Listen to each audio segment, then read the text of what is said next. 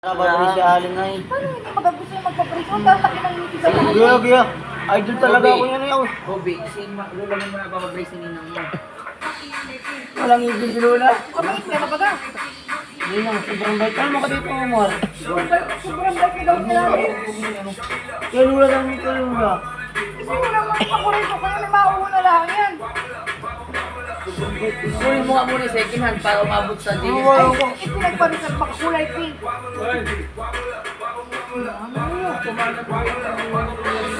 Pinasa na andun kay Kiwalina. Ginto, bagado yun, ginto. Ginto daw anak yun, pwede na yun. Nasa pagkasin.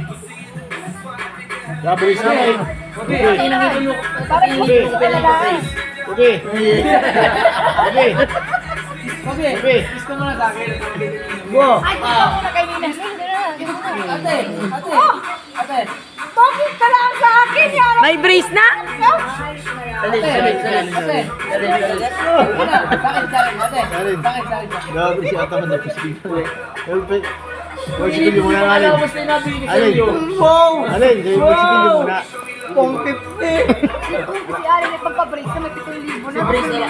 Saan nila ang salihan mo rin. Brace mo anak kung sa'yo, brace mo. Alin, patingin. Apa ka ba? Paano magpabrace yan? Di lalong di nagsipilyo yan. Alin, alin patingin ang ipin.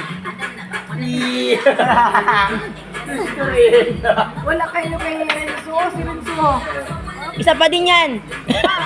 Ano niya? Ang ganda ang ipin niya, Renzo. Patingin nila sa ipin. Alin, isa pag grade 11. Pag grade 11, Alin. Pag grade 11 ka nagpa-brace. Patingin. Ay, Rocky Road ang mukha. Ako magpapabrace si Alin. Si Ari na lang ang papa-brace. Hindi pag... Tama-tama na doon pa yung welding shop ni daddy. Dulo kong tinutuan ko ito Lolo. Ha? Ay. Salamat sir. Hindi siya nakain ng 5 years. Daddy, may kanin pa? Kaya hindi, mamaya kay ano, si ano pa. Anak pa, anak. Ito lang, huwag mo na galawin yung Anak pa yung ano, tubig anak.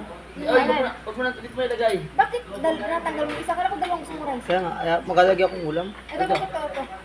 Kay Eric na lang daw yan. Ipalit mo doon, ilagay mo yun doon, Otoy. Akin Yan. yung gulay anak.